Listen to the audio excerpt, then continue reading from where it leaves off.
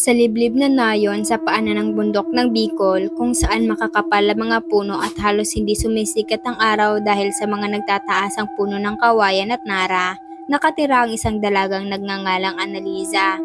Siya ay kilala sa buong probinsya dahil sa kanyang kagandahan, balat na kasing kinis ng perlas, mata na parang bituin at hugis ng katawan na sinasabing inukit ng mga diwata. Maraming lalaki ang nagkakandara pa sa kanya, ngunit nananatili siyang tapat at maingat dahil alam niyang sa gubat na iyon hindi lamang mga tao ang nakababad sa dilim. Ngunit may isang nilalang na matagal nang nakamasid sa kanya mula sa mga anino, si Henry, isang bangkilan, ang hari ng lahat ng uri ng aswang, ang pinakamatanda, pinakamalakas at pinakanakakakilabot sa lahat na nilalang ng gabi. Hindi tulad ng ibang aswang na nagbabago lamang ng anyo, ang bangkilan ay puno ng kapangyarihan. May maraming itim na mutya sa loob ng kanilang katawan at may kakayahang utusan ang lahat ng masasamang espiritu. Ang kanyang tunay na anyo ay walang sino mang nakakakita at nabuhay pa upang ikwento. Dahil ang simpleng pagtingin lamang sa kanya ay sapat na upang matunaw ang kaluluwa ng sino mang tao. Isang gabing malalim, ang buwan ay kabilugan at kulay pula ang kulay nito. Habang malakas ang ihip ng hangin at tila humahagulgol ang kalikasan, pumasok ang bangkilan sa bahay ni Annaliza. Hindi siya gumamit ng pinto o bintana. Dumaan siya sa mga dingding na parang usok. Ang hangin sa loob ng bahay ay biglang naging napakalamig, parang nasa ilalim ng lupa. Gumising si Annaliza dahil sa mabigat na amoy ng bulok na karne, dugo at lupa. Bago pa man siya makasigaw, naramdaman na niya ang isang napakalakas na kamay na nakakapit sa kanyang leeg. Sa dilim, nakita niya ang anyo nito. Mata na nagliliyab na pula, balat na kulay uling at puno ng kaliskis at bibig na halos umabot hanggang tenga na puno ng mahaba at matatalim na ngipin. Sinubukan niyang lumaban, sumigaw at kumawala, ngunit para siyang hawak ng isang higante. Ang bangkilan ay malakas ang hawak sa kanya at sa gabing iyon, sa gitna ng takot at sakit, ginawa ng halimaw ang kanyang nais. Ginahasa niya si Annalisa. Ito ay hindi simpleng karahasan. Ito ay isang gawang puno ng kadiliman kung saan inilagay ng halimaw ang kanyang binhi. Isang dugong humalo sa dugo ng tao, isang buhay na magiging tulay sa pagitan ng mundo ng mga tao at mundo ng mga halimaw. Nang umalis ang nilalang, naiwan si Annalisa na puno ng pasa, duguan at sira-sira ang katawan. Ang kanyang pag-iyak ay walang nakarinig dahil ang bangkilan ay naglagay ng sumpa sa paligid upang walang sino man ang makapansin. Lumipas ang mga buwan at lalong lumaki ang tiyan ni Annalisa. Ang kanyang muka ay namumutla, ang kanyang mata ay lumubog at ang kanyang katawan ay humina ng sobra. Alam ng lahat na siya ay nagdadalang tao, ngunit nang tanungin kung sino ang ama, ang tanging sagot niya ay iyak at panginginig. Nang dumating ang araw ng panganganak, naging sakim at nakakatakot ang pangyayari. Ang bahay ay yumanig, ang mga ilaw ay nagpapatay-sindi, at naririnig ang mga tinig na parang mula sa ilalim ng lupa. Isang matinding sigaw ang pinakawalan ni Annalisa at sa wakas, lumabas ang kambal. Ang panganay ay babae, pinangalanan siyang Angel. Nang makita siya ng mga matandang tumulong sa kanya, sila ay namangha. Siya ay napakaganda, balat na maputi, pisnging kulay rosas at mga mata na puno ng liwanag. Para bang ang lahat ng kagandahan ng ina ay nakuha ng batang ito? Ngunit nang ilabas naman ang pangalawa, napasigaw ang mga matanda at halos mawala ng malay sa nakita. Siya ay pinangalan ng Lupe. Hindi katulad ng kanyang kapatid, si Lupe ay pangit na pangit. Ang kanyang balat ay kulay abo, magaspang at puno ng mga kulubot kahit sanggol pa lamang. Ang kanyang ilong ay lapad at tila natutupi. Ang kanyang mga mata ay maliliit na nakataas ang tingin at ang kanyang bibig ay malaki at nakangiwi. At higit sa lahat, siya ay kuba. Isang napakalaki at matigas na bukol ang nakausli sa kanyang likuran. Parang may pangalawang ulo o buto na nakatago sa ilalim ng kanyang balat. Isinilang mula si demonyo. Bulong ng isa sa mga matanda habang nakaturo kay Lupe. Ang isa ay kinuha ang lahat ng kagandahan ng tao. Ang isa naman ay nakuha ang lahat ng halimaw na dugo ng ama. Namatay si Annalisa ilang oras matapos manganak. Tila inubos ng dalawang buhay ang kanyang katawan dahil sa mabigat at maruming sinapupunan. Naiwan ang dalawang sanggol na lumaki sa pangangalaga ng mga kamag-anak na hindi sila matanggap ng buo. Lumipas ang 18 taon, lumaki si Angel na parang prinsesa. Ang kanyang kagandahan ay lalo pang umuunlad. Lahat ay nagmamahal sa kanya, lahat ay humahanga at lahat ay nais siyang makasama. Siya ay matalino, mabait at laging nasa gitna ng atensyon. Ang kanyang buhay ay puno ng liwanag, tawanan at pagmamahal. Sa kabilang banda naman, si Lupe ay lumaki sa anino. Hindi lamang dahil siya ay kapatid ni Angel, kundi dahil sa kanyang itsura at kalagayan. Si Lupe ay nanatiling pangit, kuba at laging nakayoko. Ang bukol sa kanyang likuran ay lumaki pa, tumigas at nagmistulang may hugis na parang katawan ng isa pang nilalang na nakadikit sa kanyang gulugod. Ang mga tao sa nayon ay umiiwas sa kanya, tinatawag siyang pangit, halimaw, anak ng demonyo at iba pang masasakit na salita. Walang nais makipaglaro sa kanya. Ang mga bata ay binabato siya ng bato at putik kapag siya ay dumadaan. Ang mga matatanda ay nagmamani upang hindi siya mapadaan sa harap ng kanilang bahay. Dahil sabi nila ay nagdadala daw siya ng kamalasan. Kahit sa loob ng kanilang tahanan, siya ay inaalipusta. Ang mga kamag-anak ay itinatabi siya sa sulok, binibigyan ng tirang pagkain at ipinapagawa ang lahat ng mabibigat na gawain sa bahay. Maging si Angel, ang kanyang sariling kapatid na kambal, ay kinahihiya siya. Madalas itong magsabi, "Bakit ka pa nabuhay? Sira ka sa anyo at sira rin ang kapalaran. Mas mabuti pang namatay ka na lang kasama ni ina." Sa kabila ng lahat ng ito, tahimik lamang si Lupe. Tinitiis niya ang lahat. Ang kanyang puso ay puno ng lungkot at galit, ngunit wala siyang magawa. Alam niyang mahina siya, pangit siya at walang kakampi. Ang tanging kasama niya ay ang kanyang sarili at ang mabigat na bagay sa kanyang likuran. Simula noong siya ay bata pa, nararamdaman na niya ang kakaiba sa bukol na iyon. Minsan, kapag siya ay umiiyak dahil sa masakit na mga salita, kapag siya ay galit dahil sa pananakit sa kanya, o kapag siya ay nasa matinding panganib, ang bukol ay gumagalaw. Gumagalaw ito na parang may puso, kumakabog ng mabilis. At minsan, nararamdaman ni Lupe na parang may mga daliri o kuko na kumakaskas mula sa loob, na parang gustong-gustong lumabas at kumawala. "Anong meron sa likod ko?" tanong niya minsan sa isang matanda habang hinahaplos ang matigas na bukol. Ngunit ang matanda ay umatras at sumagot ng may takot, "Iyan ang sumpa sa iyo, Lupe. Iyan ang dala mo mula sa ama mong demonyo. Huwag mong hayaang lumabas ang nasa loob, dahil kapag nangyari yan, dadanak ang dugo sa buong nayong ito." Hindi niya naiintindihan noon, pero habang lumalaki siya, lalong sumasakit ang bukol. Ang sakit ay parang tumutusok na libu-libong karayom, parang hinihiwa ang kanyang balat mula sa loob, at sa bawat paghihirap na dinaranas niya, lalong lumalakas ang galaw ng nilalang sa kanyang likuran. Isang gabi, umuulan ng malakas at kumukulog ng malakas. Ang dilim ay nakakatakot at ang hangin ay umuugong na parang humahagulgol. Sa gabing iyon, umuwi si Angel na kasama ang ilang mga lalaki mula sa mayayamang pamilya. Sila ay lasing at maingay. Nakita nila si Lupe na nakaupo sa likod bahay, nakayuko at nagtatangkang matulog sa sahig na lupa. "Tignan niyo nga ang nilalang na yan," tawa ng isa sa mga lalaki habang tinuturok si Lupe. "Kambal daw yan ni Angel. Parang hindi naman tao yan, mukhang hayop na nakatayo lang." Lumapit si Angel, lasing at galit. Hinablot niya ang buhok ni Lupe at hinila ito paharap. "Bakit ba nabubuhay pa ang katulad mo?" sigaw ni Angel. "Ikaw ang kahihiyan ng lahi natin. Dahil sa'yo, sinasabi ng iba na galing ako sa masamang angkan. Kung wala ka lang sana, perpekto na ang buhay ko."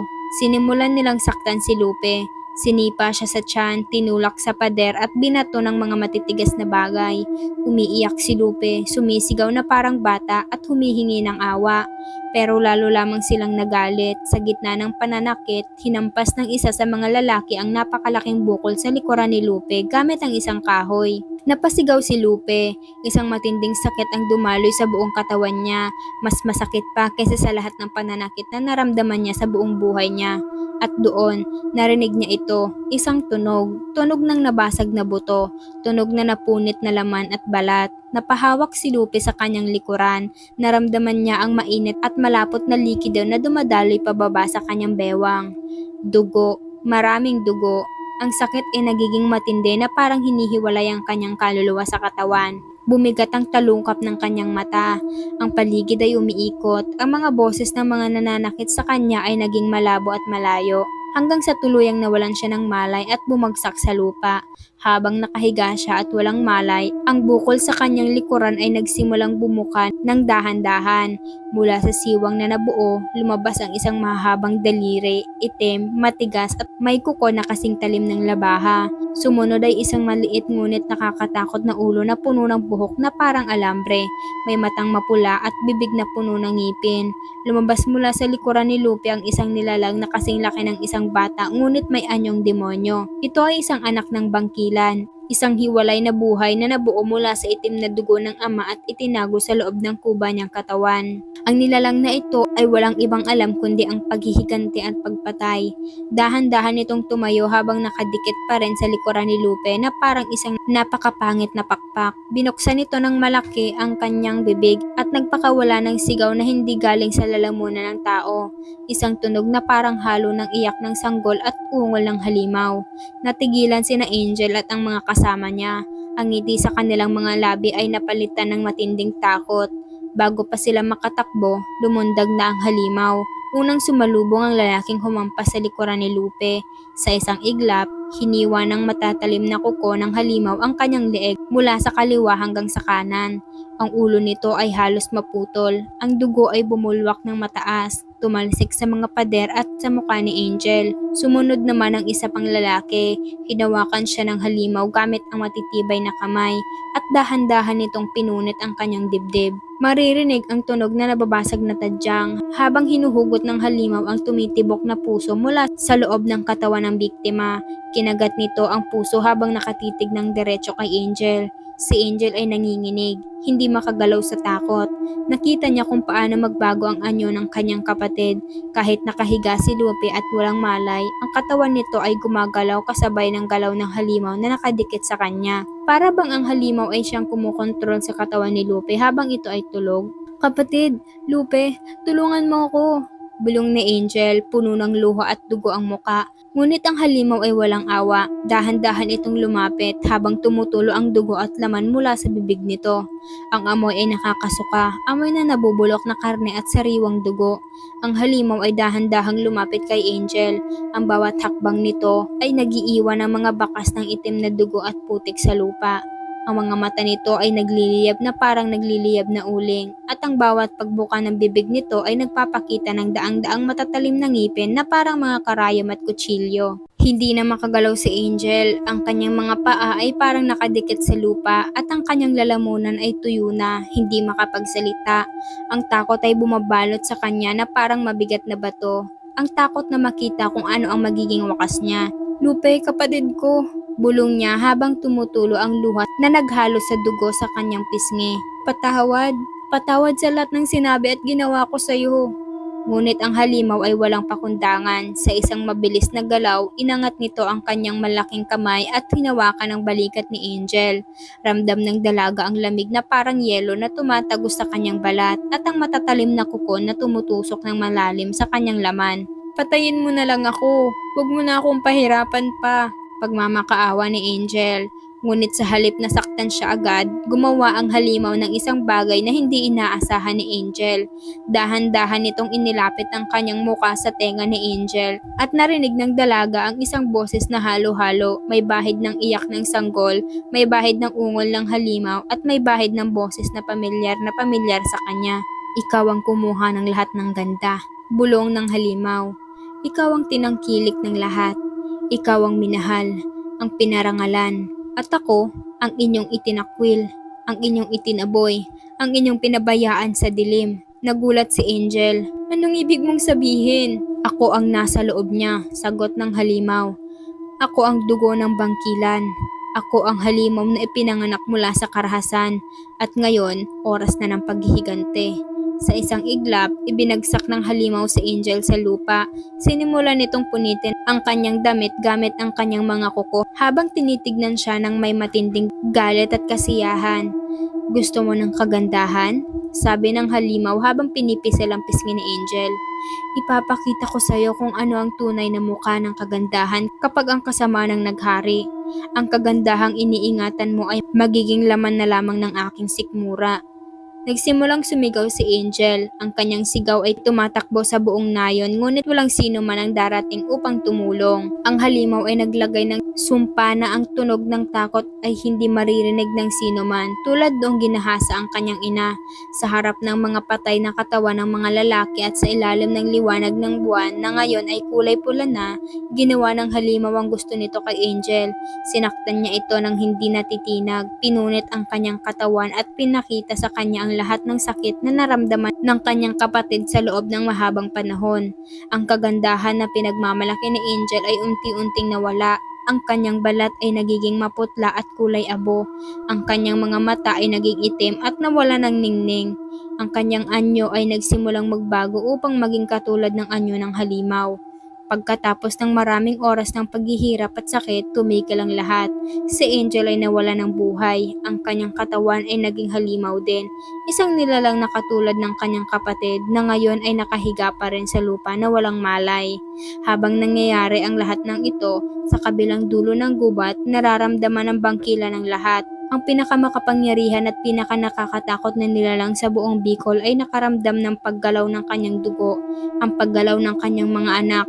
Siya ay lumabas mula sa kanyang kuweba na may tunog na parang lindol na lumalapit.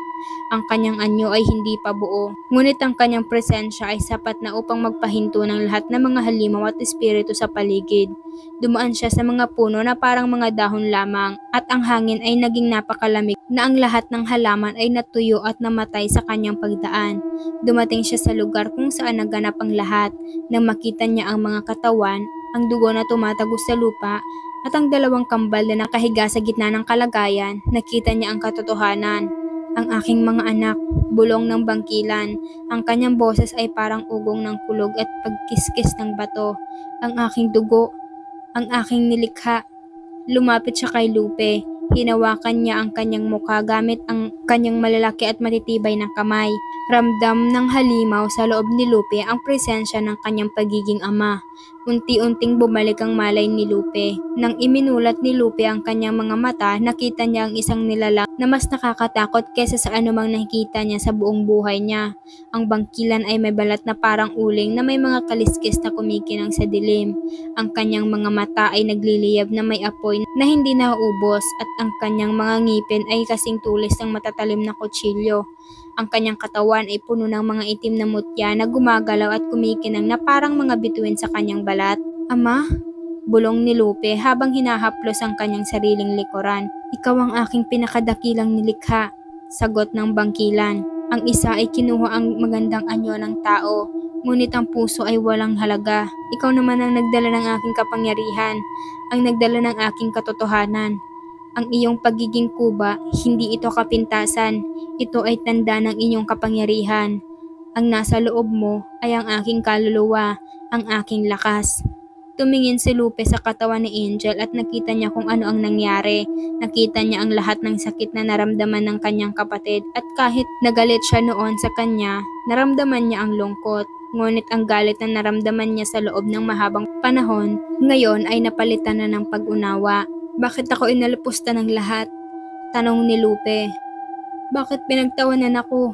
Bakit titinaboy ako? Dahil takot sila sa kung ano ang hindi nila maintindihan, sagot ng ama niyang bangkilan. Takot sila sa kapangyarihan, takot sila sa katotohanan. Ang mga tao ay nais lamang ng kagandahan na kanilang nakikita at itinatakwil ang anumang bagay na iba sa kanilang nakagawian. Ngunit ngayon, ang panahon ay nagbago. Ang mga taong nagmahal sa iyong kapatid, sila ay nawala. At ang mga taong nagtanim ng galit at takot sa iyo, sila ay mawawala rin. Tumingin si Lupe sa kanyang sariling kamay. Nakita niya ang mga kuko na lumalaki at tumitigas, ang kanyang mga mata na nagbabago ng kulay at ang bukol sa kanyang likuran na ngayon ay parang bahagi na ng kanyang katawan, bahagi na ng kanyang pagkatao. Saan tayo pupunta, ama? Tanong ni Lupe. Ngumiti ang bangkilan. Ang kanyang ngiti ay hindi ngiting nagdadala ng ligaya, kundi ngiting nagdadala ng kapangyarihan at kapayapaan para sa mga tulad niya. Pupunta tayo sa lugar kung saan tayo ay kabilang, sagot ng bangkilan, sa mundo ng mga halimaw, sa mundo ng mga bagay na hindi naiintindihan ng mga tao. Doon, hindi ka magiging kuba, hindi ka magiging pangit. Doon, ikaw ay magiging prinsesa. Ikaw ang magiging makapangyarihan.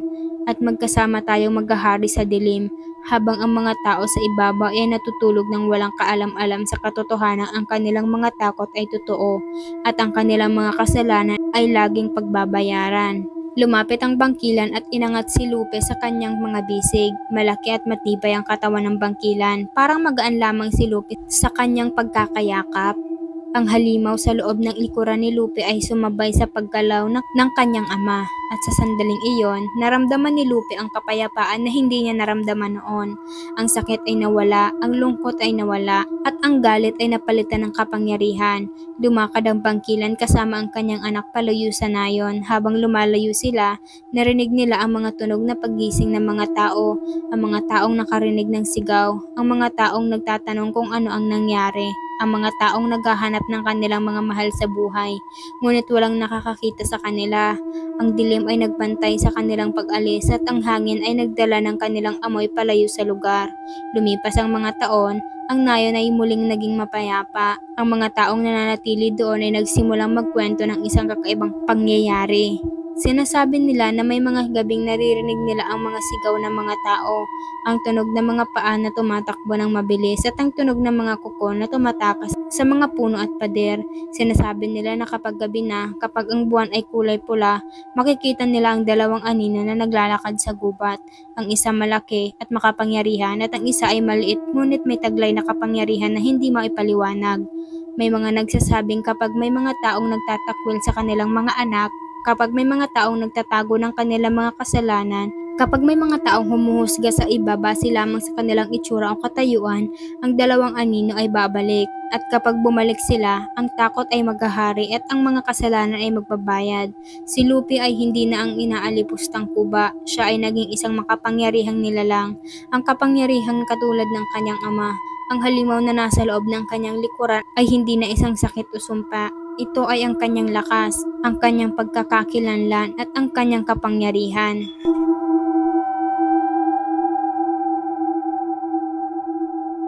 Hello mga mahal! Ang istoryang inyong napakinggan ay pawang kathang isip lamang. Ganun pa man, huwag kakalimutang magdasal at laging mag-ingat.